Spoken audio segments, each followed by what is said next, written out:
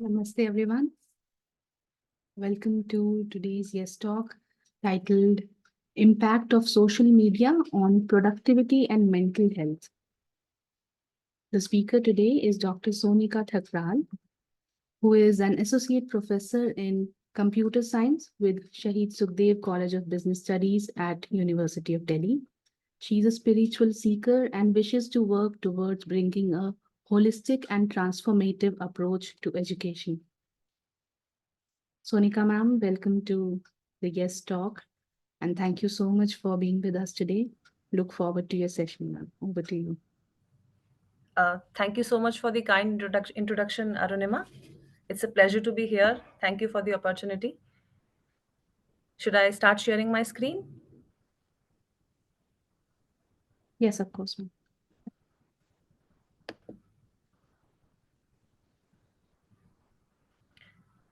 I think you need to give me some permissions. It doesn't allow me. Yes, ma'am, sir. Dr. Bijlani is doing. I think it's done. You can try now. Yeah, thank you. Thank you so much.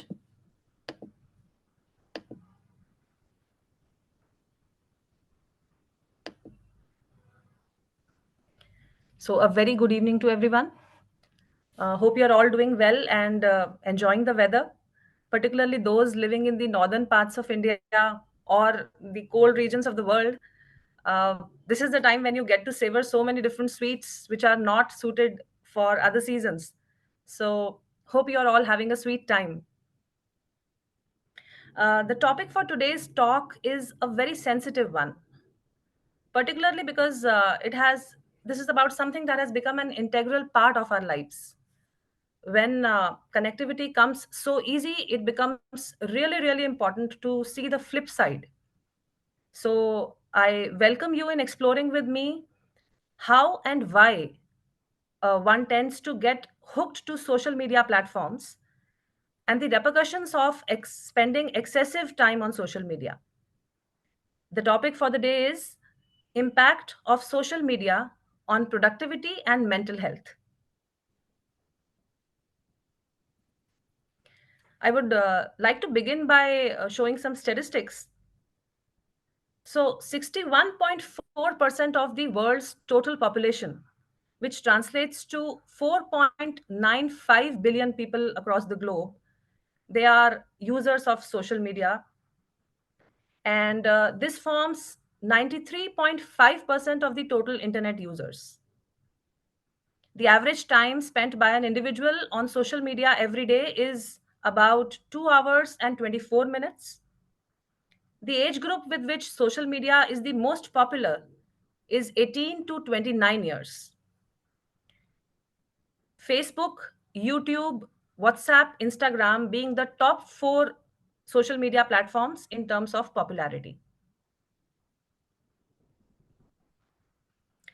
Now, artificial intelligence, we all know, has penetrated all aspects of our lives. Knowingly or unknowingly, we all are using artificial intelligence every single day. And social media is no exception. So let us see some artificial intelligence tools and techniques that impact social media. There are these natural language processing algorithms which can read through the text in your posts. They can analyze specific words. They look for specific words and phrases, they analyze them to figure out the emotions behind them. So, in a way, they know your mood. Whether you are happy, you are sad, you are frustrated, angry, you are neutral, they know it. Then there are these AI powered chatbots which provide instant support, real time support to the users. They can even direct the users to relevant content. And the overall experience of the user is really, really enhanced.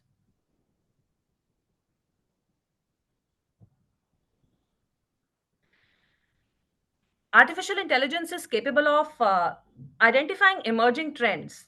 So, like what kind of content would be liked by most people, uh, and then the content that resonates with the liking of the target audience, uh, that can be created.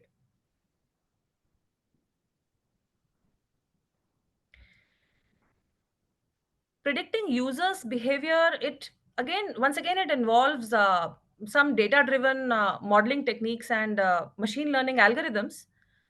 We'll not get into the technicalities of it, but essentially what these algorithms are doing is they are analyzing huge amounts of data, huge amounts of facts, uh, in terms of customer choices, their behaviors, their interactions, to be able to make predictions about customers in these three dimensions: purchase, usage, and loyalty.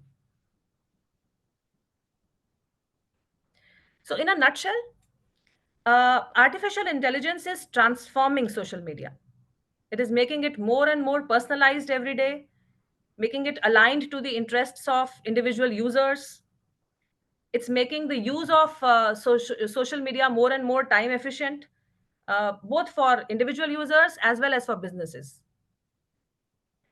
However, this technology that has kind of revolutionized the way we interact in the digital world, it comes with certain risks and challenges.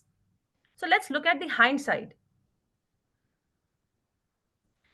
First of all, personalized content makes social media very, very engaging and addictive.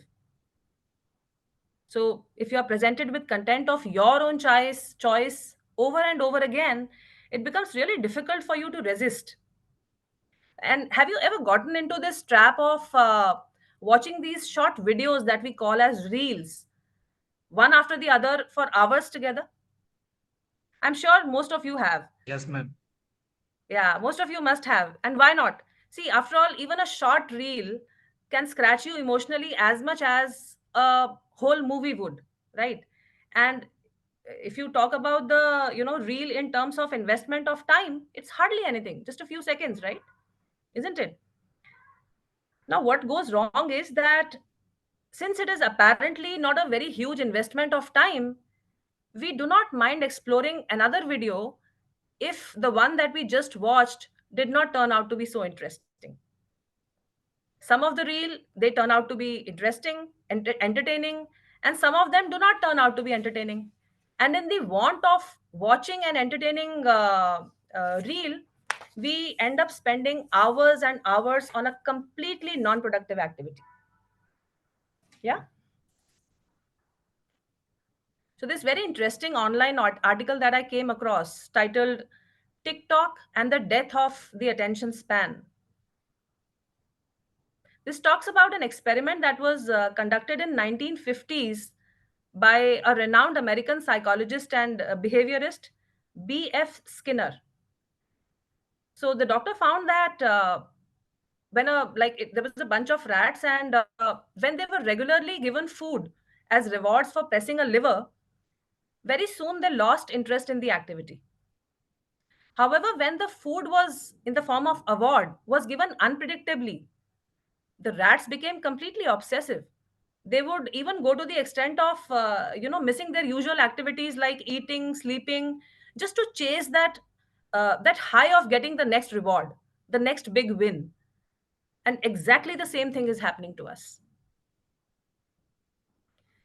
And the same article also talks about another much bigger damage that all this is doing to us by changing our brain functions.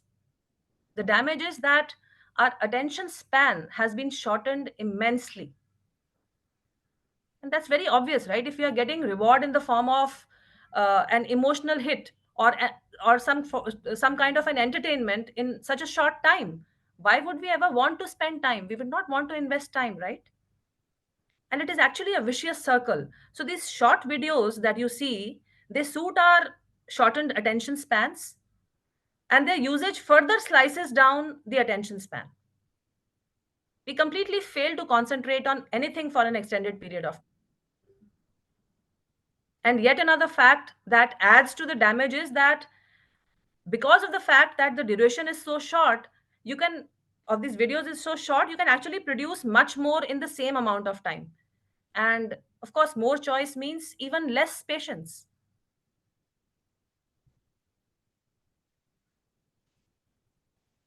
Some popular social media platforms like Snapchat and Instagram, the youngsters would be knowing much better than me.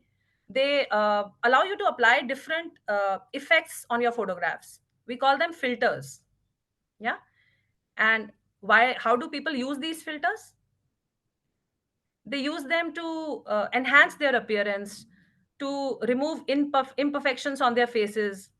And people also like to present a, you know a, they just want to present a perfect version of themselves to the world. And people also showcase some highlights, selected highlights from their lives, and these highlights are far from the complete reality. Needless to say, all this can lead to a number of mental health disorders. One may start wanting to make his or her filtered, beautified face a reality, and may get to a state wherein he or she does not like his real face anymore. One may start experiencing what is called as facial dysmorphia, wherein one gets extremely preoccupied with a very minute or maybe even perceived flaw in appearance. And in the process of, trying to manage these multiple personalities in the online world, one may start finding it difficult to be a complete person offline, a very confused state of being.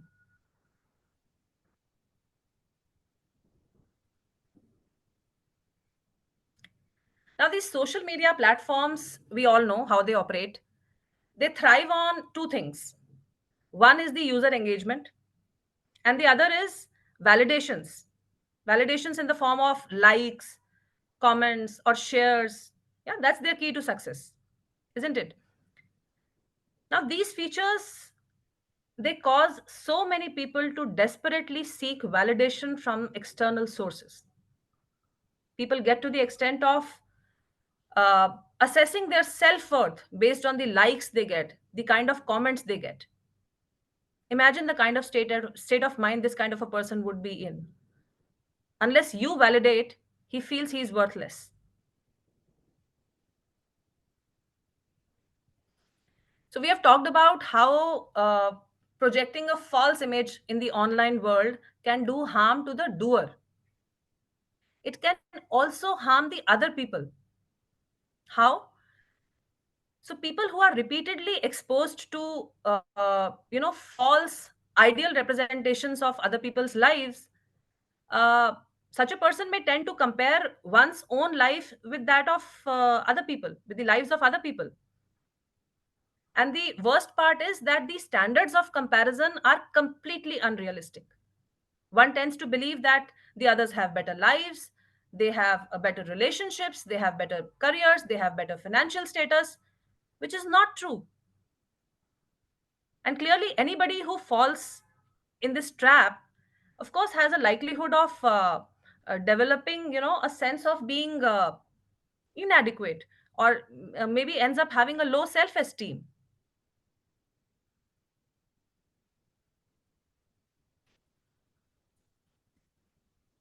FOMO. How many of you have heard of this term FOMO? Fear of missing out. This term was recently associated with social media, but it existed long back. The fear of missing out. So it's a feeling that I might stay deprived of a valuable thing or a very interesting experience that the others are having. And social media platforms have started exploiting FOMO, not just to lure users to their platforms, but also to compel them to visit their platforms persistently throughout the day, even if it is at the cost of other commitments of the user. That's very obvious, right? The more time the user spends on the platform, the more revenue is generated by the social media platform. And what does the user get? A feeling of dissatisfaction, unhappiness with one's own life. Research clearly shows that FOMO on social media can lead to anxiety, it can lead to interrupted sleep, it can lead to lack of concentration, it can even lead to dependence on social media to generate gratification.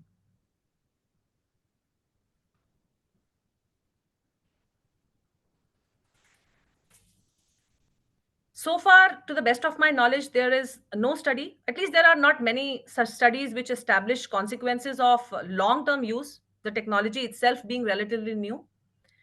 But there are definitely research studies which have established a correlation between excessive social media usage and an increased risk for depression, anxiety, loneliness, self harm, and other mental health issues of similar kind.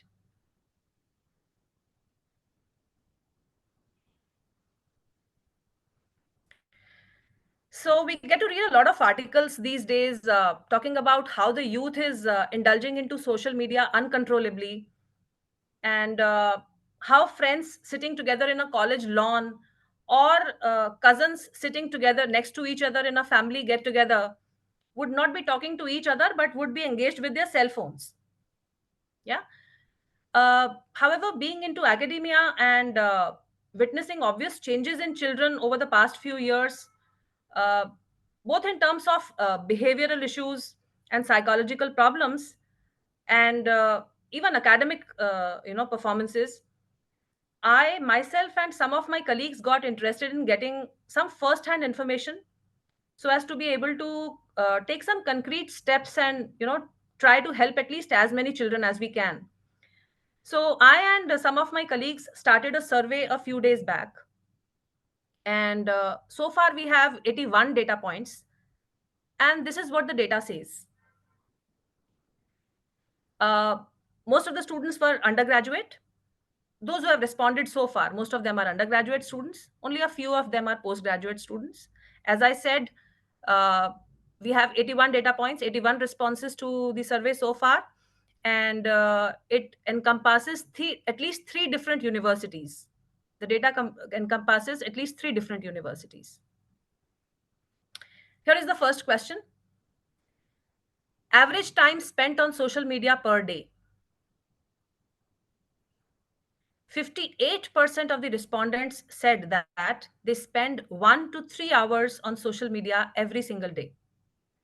22.2% say they spend 3 to 5 hours, and more than 8%, 8.6% say that they end up spending more than 5 hours every single day.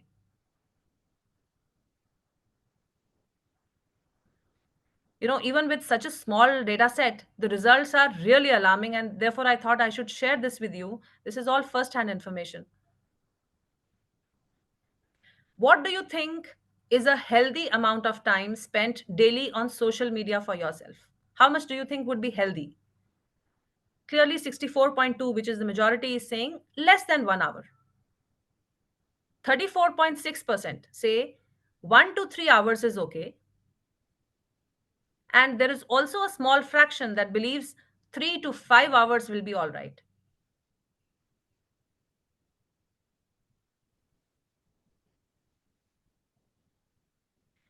Do you spend more time on social media than what you think is healthy? 64.2% people say yes. 35.8% say no. While both these segments need attention, because even in the no sector, some of the children may actually be spending much more time, than should be, and still be under the belief that they are spending just fine. They're just fine. They don't need to rectify it. But what I want you to lay attention to, focus on is the yes part. Now, this is the segment who knows, these children know that they are spending more time on social media than they should actually be spending, and yet they are unable to control. This is what we have been talking about. This is addiction. Despite the awareness, they are not able to control.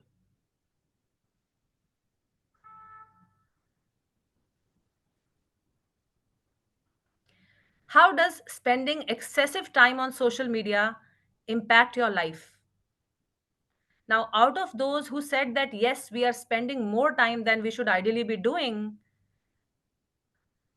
out of those, 28.8% said that they are doing less of physical activity. That's how their social media is impacting their life. They are not doing as much physical activity as they used to do. And physical activity, this included like exercise, going out, all those things. 26.9% say that their academic performance has been impacted adversely. 34.6% say they are impacted on both the fronts.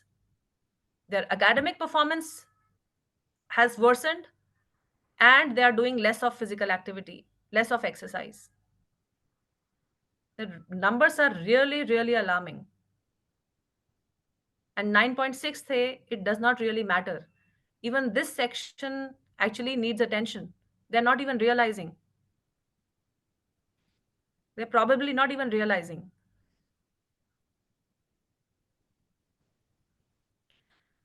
How often does your time spent on social media lead you to neglect studies or other extracurricular activities? So, out of those who said we are spending excessive time, 55.8%, a majority says almost daily, we either neglect our studies or one or more of the extracurricular activities that we would have otherwise been indulging in. Every day, every day. 32.7% say once or twice a week, and only 11.5% say it rarely happens.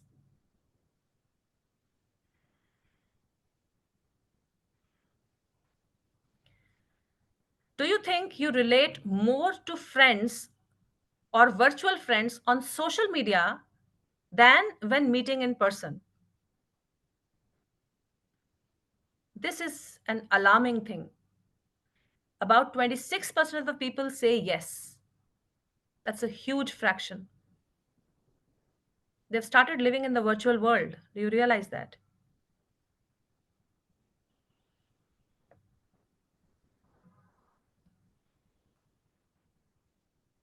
Do you try to maintain a certain image or lifestyle in your social media profiles?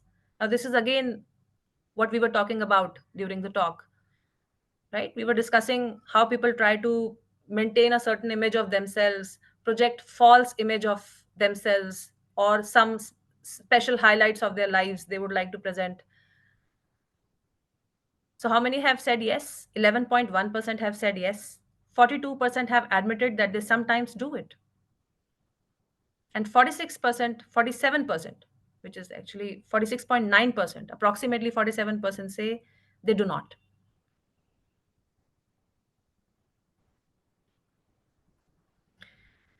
So, this is what it is. The data is really, really alarming. Uh, Getting down to how does one get to know that usage of social media is actually impacting one's mental health? So, these are the signs to look for. If any of these is noticeable, then it is to be taken as an alarm. If you are spending more time on social media than with real world friends, if you are comparing yourself unfavorably with others on social media, if you are experiencing cyberbullying, being distracted while at study or work, if you do not have any time for self reflection, if you end up engaging in risky behavior to get likes and shares, if you are experiencing sleep problems, if you have worsening symptoms of anxiety or depression, any of these, please reach out for help.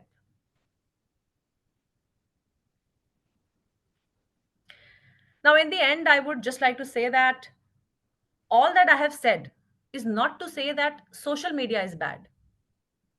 See, it is social media that can enable you to stay in touch with your extended family, your cousins, your friends, with whom you may otherwise not even be able to speak to for months together. Just that it has to be used in a judicial way.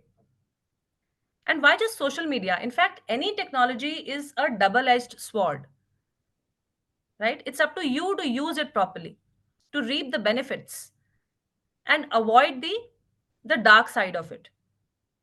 Yeah. So here are some simple steps to avoid the ugly side of social media and reap the benefits. Social media detox.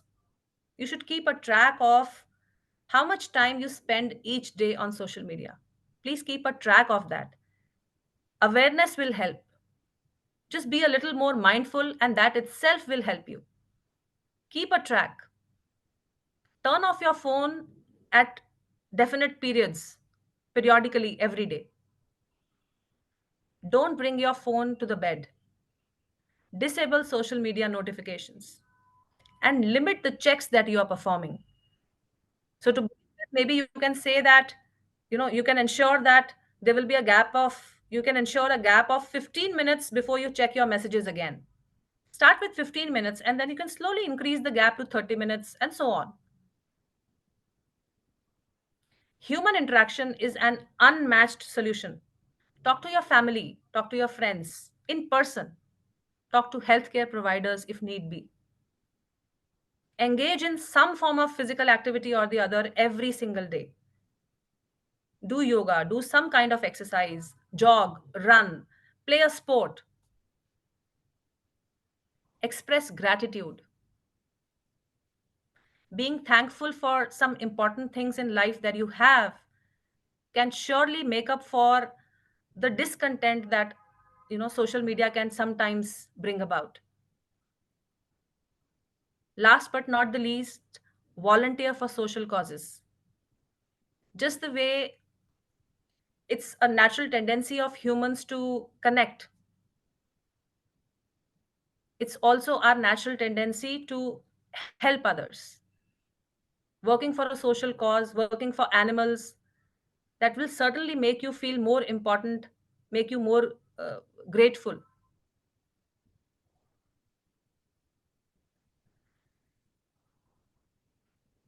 These are some of the references, some articles, some research papers that I referred to. These are the sources of images that I used in my presentation. And thank you very much for your patience. That's all that I have to say. And now the house is open for questions and, more importantly, experiences that you may want to share. Thank you very much for your patience. Thank you so much, Sonika ma'am, for a very insightful session on a very important and, as you said, sensitive topic. And the survey that you and your colleagues performed, the first-hand information, it proves it all the more that how important it is in today's time. Thank you so much. We can open for questions from the participants, or anyone wants to share something or ask something, please go ahead. You can use the chat box or raise the hand and go ahead.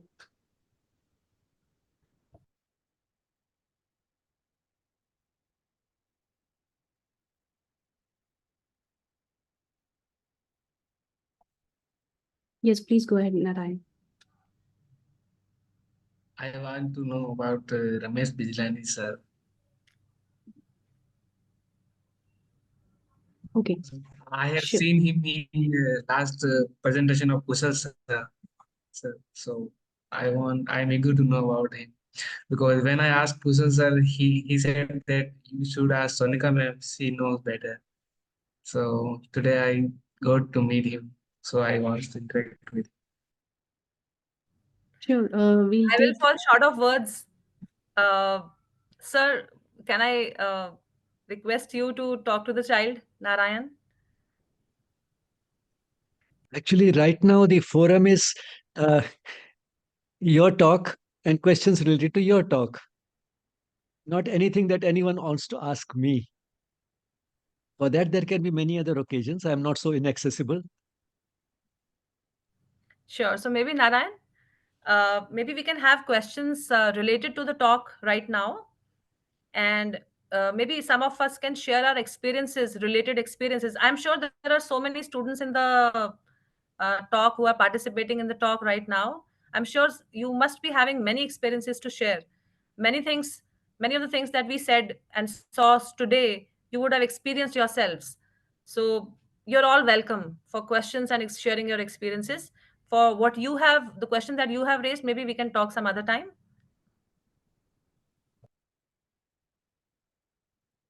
So I want to share one experience mine.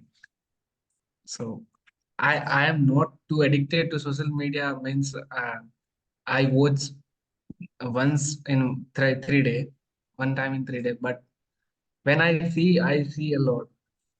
Last night I was watching the social media for continuous 3 hours. Like you said, the reels are so addictive that I saw one reel and then continuously I was watching, and I was using Instagram for last three end up using 3 hours. But I am not using for 2 days. Then when I use in excess like three for 3 hours. That is that is my experience. Do you see that as a problem, Narayan? Would you want to work on it? That is the question. Sir, ma'am, what was the question? Do you see that as a problem and would you want to work on it? Would you want to improve on this? Yeah, I see as a problem because when I was started I at 10 a.m., 10 p.m. and I went to bed at 1 a.m. That is the problem. And it's not that all those things would Seeking have for the gotten off your solution. mind at 1 p.m., 1 a.m. All those things that you saw in the reels wouldn't have gotten off your mind by 1 a.m. That would have stayed in your mind for much longer, right? So it's not just 3 hours, it's much, much beyond that. Yeah, we need to work on this. But, one good thing is that you have come forward and acknowledged. That is the first step. Unless you acknowledge the problem, a problem diagnosed, acknowledged is almost half solved, right? So you have taken the first step. Congratulations. And we can together figure out ways to work on it. Thank you, Narayan. Thank you for sharing your experience. You can probably start implementing some of the steps that we discussed today.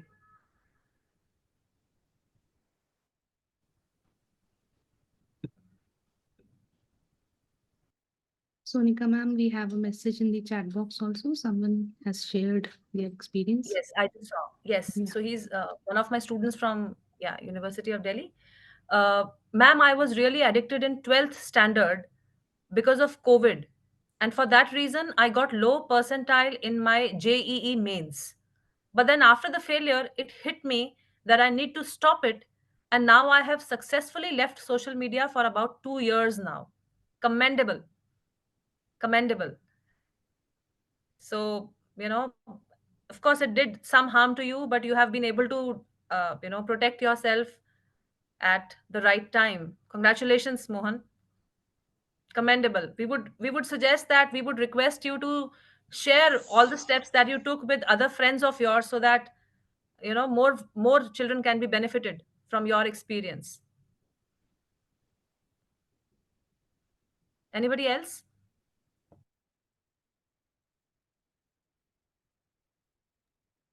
While others are thinking of questions, I have with me here a guest from France who is in the ashram these days. She has a question. Her name is Clemence Blanchet. Climos. Clémence. Climos. Hello, Clemos. Hello, good evening, everyone. Good evening. So, um, my question is also I experiment some of these troubles, especially like the validation and etc. My question is like, as a content producer, do you have some advices? Because I feel now if you are independent, I'm a yoga teacher. And I feel lots of people are using the social media to promote their activities. So I am in this also, using the social media mainly for promoting classes, but then of course the limits with the ego um, posts and validation uh, can arise. So would you have some advices for the people who produce contents? Should we all stop, or I don't know, what should we do? Oh, are you saying from the point of view of content creators? Is that the Yes. question? Uh, well, uh, that question is a little difficult to answer. I'm not saying that One should completely stop it. A rational use of everything is justified, and the solution has to come from not just the creators but the users also. you Mm. know the content is being so much, there's so much in this world, you don't keep on consuming everything, right? Why can't we stop ourselves, limit ourselves from consuming what is on the virtual world, what is in the virtual world, right? So it is also like it's a shared responsibility. I will not say that the creators should stop creating. I will not say that the viewers should stop viewing completely. Entertainment is necessary. I myself love watching movies.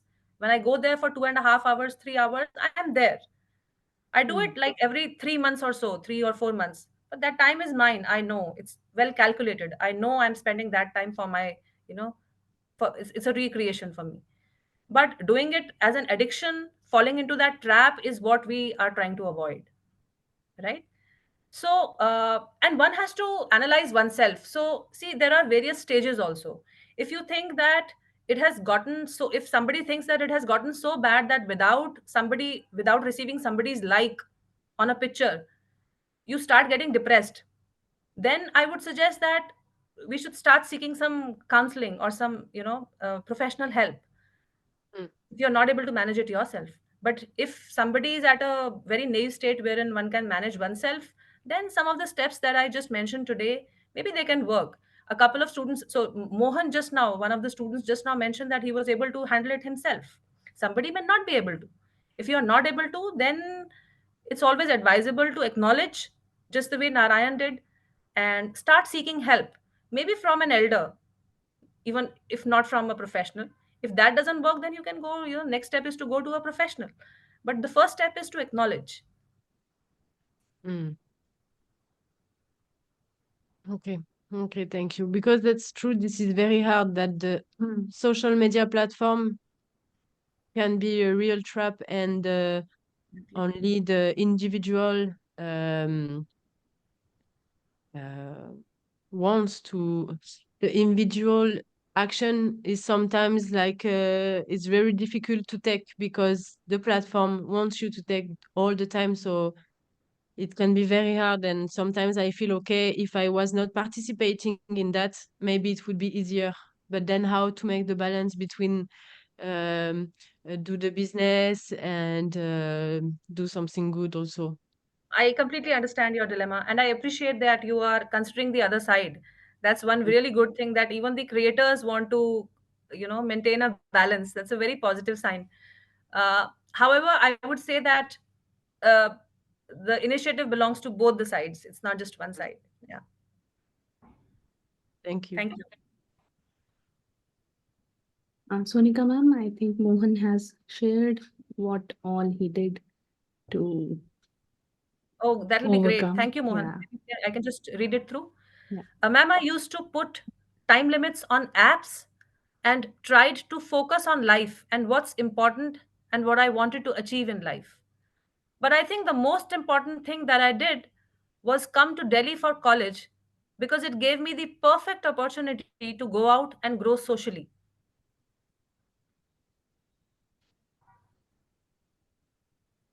Thank you so much, Mohan, for sharing this. Thank you so much. And I would still suggest that you must, I'm sure you must be witnessing this kind of problem all around you, in your friends.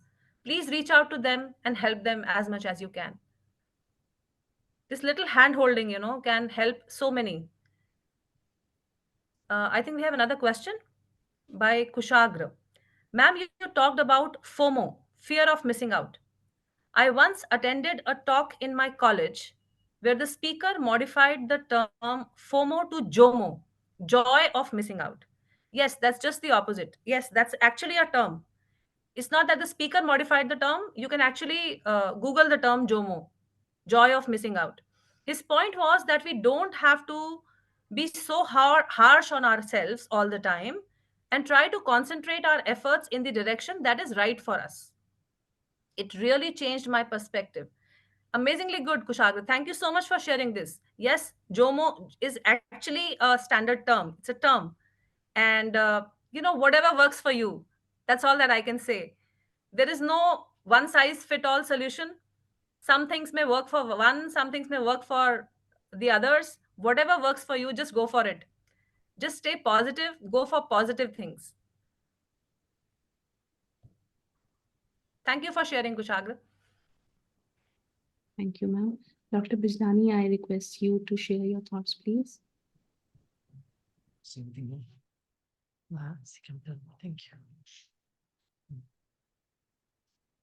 you. Thank you, Sonika, for a well-researched presentation, which included your own personal research. And when you see that, then you get more convinced, because some of your impressions which you have get confirmed by what you found in the research study. Some of the things that caught my attention particularly were the death of the attention span and chasing fake reality. Both these are rather uh, dangerous signs, because a reduction in the attention span means that we will not be able to apply our mind in a sustained manner on anything. And the fact is that there are things which require time to learn, to digest, to reflect upon, and that is how we improve as human beings. And therefore, if we always remain busy with the what is right here and now, and for in very short installments of disconnected, fragmented material, uh, we will not be able to do any of those things. And therefore, that is a dangerous sign. The second is chasing fake reality. On one hand, spiritually, we say that all what we see in the world is an illusion. The deeper reality is something else. But then within that so-called illusion, which is a manifestation of the divine, but does not look anything like the divine, and in that sense, it is an illusion. Within that, we have created yet another reality which is even more fake than that. But it was always there. That is what the movies and other plays are all about. For those 3 hours, as you said, if you are in the cinema hall, sometimes you start feeling that what's happening on the screen is real, and sometimes people get so involved in it that they start crying when they feel that there's something which they respond emotionally to it because they're involved in it. But then once in a while, it may be okay. But to not only experience that reality as something real, which is fake, but also to sort of start chasing it as if it were real and it's something to be pursued. Because anything that we pursue, in that we seek a certain joy, a certain permanence, and if it is only a very short-term fleeting pleasure, and which is based on dream and fantasy, then one can imagine where it will lead us to. You talked about personal experiences. Uh, even at my age, I do use social media, not too much of them, aware of the risks. And in fact, COVID uh, compelled me and young people like you, uh, not compelled me, but sort of gave me the confidence that yes, you can do it. So, we took to teaching in a big way on the Zoom platform. And in fact, I enjoyed it because it gave an opportunity to reach out to the world. And once I realized how this possibility now exists of bringing the teachers and the students who are interested in something together, irrespective of where in the world they live. And based on that, I went on to write an article, Deschooling Education. You can take education out of schools and colleges and take it to the social media and ensure that the best of teachers and the interested students can be brought together at very low cost and sometimes no cost. So that has been, in that sense, a big advance. So while, as you said, there are negative things about it, there are also many positive things about what the social media offer. So this is one of the things that many of us experienced, particularly during uh, COVID. And then, of course, the momentum was built up and there's no looking back, which is quite understandable and acceptable. But the result is that the amount of material now available on particularly YouTube has increased enormously. And YouTube is becoming a sort of a college, along with the Google search, which gives us a lot of information on about just about everything. YouTube is also doing just about the same and in a more visually appealing manner. So, and that is something which is really the positive side of it. But then, as Clemens just said, that the content creators also have a certain responsibility. And that responsibility includes to try and have material which is worthwhile as much as possible and which does not tempt the viewer into something which is likely to bring the level of consciousness down. Uh, while I mean we can't control what others are doing, we certainly can do two things. One is we don't create that type of material which tempts anyone to go for something which is undesirable. And secondly, at least increase the amount of positive content you, so that it doesn't remain as dilute as it would otherwise be. So you can increase the uh, fraction of the positive material on the social media. So that can be one thing that we can all do as content creators. And then when you talked about FOMO getting replaced by JOMO, uh, that was a nice thought. Not only because there can be a joy in missing out, and that joy comes to some extent from feeling that you have been able to assert your independence, your freedom of thought, and you're not dependent upon how much you let others have the power to control your happiness. Because that is what essentially the fear of missing out comes to. You are handing over the charge of your happiness to others. How they behave determines to what extent you are aware of what others are doing, and that itself becomes a source of your happiness. Now, the if you're happy about missing out, uh, then it's the control is in your hands, and that is something which anyone would like to have. And along with that, you're also asserting your individuality, and freedom of thought is something which we all value greatly. In fact, much of the developments in science and technology involve just that. Because if you look at one of the key things that happened during the European Renaissance about 400 years ago, which led to all the developments in modern science and technology, one of the key things was replacing the thinking based on authority, particularly authority of the church, with the power of independent and rational thinking. And that cannot happen without that freedom of thinking, without having that confidence that, yes, I don't have to be guided by what somebody else has said, what somebody else has done. And that is something which is indirectly coming back through this FOMO. So you are So what instead we should be doing is something much more positive, and that is taking charge of our own happiness and not be dependent upon what others are doing. And if we can't do it, then we feel left out. Or if we don't know it, then we feel left out. Because a lot that is happening is not really worth knowing. And therefore, we don't have to be aware of everything that is available there. And if we don't know it, we don't have to feel that we have missed out anything, because nobody can know everything in the world anyway. That was always been true. But now the social media have made it even more true than ever before, and that is why it has become even more important now to have that distinction, that discretion. And Narayan talked about how his sleep time went down, and he started sleeping very late, which is one of the most sort of one of those factors which is now being blamed for as a contributor to a very wide variety of lifestyle diseases.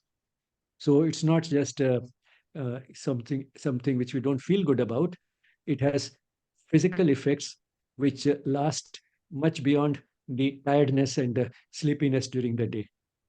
It becomes sort of over a long period of time. This voluntary sleep deprivation can contribute to so many lifestyle diseases, and therefore, and this is something which is important to acknowledge, as you said, and then work upon. And that sort of we have to take charge of these things in our own hands, and having so much less time available for anything really meaningful, like say physical activity, as you pointed out, and for extracurricular activities, and for academics, which contribute to the academic performance. Having less time for all these things is something which is at the which is because we are spending so much time on things which are not really necessary. And this continues well into going beyond the student stage. And many people, even while working, are leading similar lives and then complaining that there's just no time available for anything important. Based on this, actually, one person has come up with a book, Tim Ferriss, The 4 Hour Work Week. You can survive and thrive by just working 4 hours a week. That may be an extreme, but all the same, what he has shown is that one of the things you can do to make that possible, that is to be able to uh, have a lot of free time available to you, is to eliminate many unnecessary things from your life. Social media can be one of them. He has, of course, dispensed with that book is rather old and probably belongs to the time when people did read newspapers. So he says one of the things he's eliminated from his life is newspapers. And then he says for years he has not read it, and he doesn't feel that he's missing out anything. Because if something really important happens, then people start talking about it, and that's how he picks it up. And then he asks them, tell me a little more about it if he thinks that it's really important to know a little more. And that educates him by spending very little time about things which really major things that are happening in the world, and also gives the other person who narrates it the joy of feeling that, yes, I can tell this ignorant person something which he doesn't know. The whole world knows it, and this fellow doesn't know. Let me now educate him. So, he gets that joy. So it's a win-win situation for both of them, the one who narrates and the one who is listening to him. So maybe with that, I can stop here and leave you with some thoughts which are based on what I picked up in the last 1 hour or so.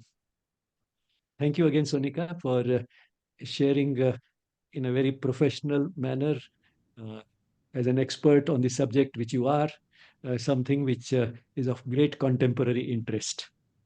And we hope to have you again with Trying to another learn. aspect of things which you are an expert at. Thank you so Thank much you. for giving me this Thank you. opportunity, sir. And Arunima, I can see another question. Do we have time to Yeah, address that? yeah. I was Yes. just about to mention. It's not a question exactly, but yeah. While If looking you. at the data of your research, there had been a significant portion who, as stated, were unaware about the effects.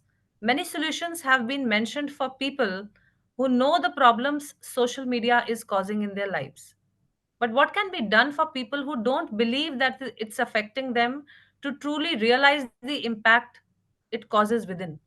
So, Path, there was a slide. Uh, Maybe I can share my screen once again. Essentially, it needs self introspection. You can look at the signs to catch. This was the slide I was talking about. Do some introspection and ask yourself, are you being impacted in one of these ways? If the answer is yes to any of these, then that's an alarm. Do you get distracted while you are at study or work? Do you have no time for self reflection? Are you having sleep troubles? Are you spending more time on social media with your friends than real world friends? Any of these? Just ask yourself, sit with yourself. If the answer is yes to any of these, answer to any of these is yes, then you need to take an action. Maybe reach out to somebody, talk to somebody, a friend, an elder, a professional, that you have to decide, whoever you are comfortable with.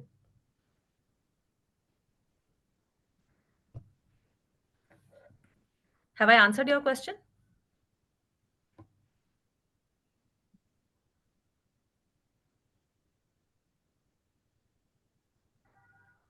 I don't really see a response here, but I think I tried to answer it. Thank you, So Sonika, ma'am. Thanks a lot. thank you so much, Arunima. Thank you.